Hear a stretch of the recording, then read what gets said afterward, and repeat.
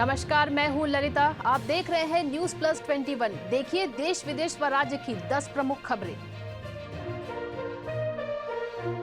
13 राज्यों में उपचुनाव आज। 3 लोकसभा और 30 विधानसभा सीटों के लिए मतदान जारी।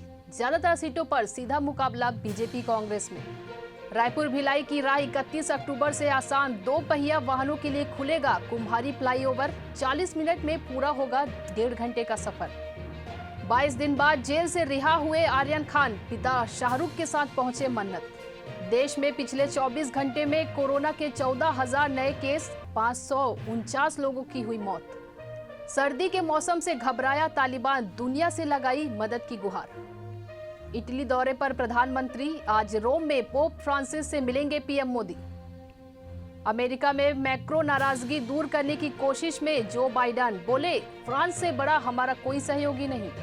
फ्रेंच ओपन बैडमिंटन टूर्नामेंट के सेमीफाइनल में पीवी सिंधु ने बनाई जगह, खिताब से अब सिर्फ 2 कदम दूर।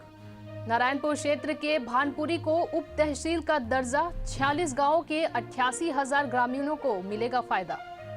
शादी का झांसा देकर 15 साल की लड़की से रेप, दुर्ग के पॉक्सो कोर्ट ने सुनाई 20 साल की सजा। पीड़िता को 1 लाख मुआवजे का भी आदेश। ऐसी ही तमाम प्रमुख खबरों के लिए देखते रहिए न्यूज प्लस 21, आपके हक की बात।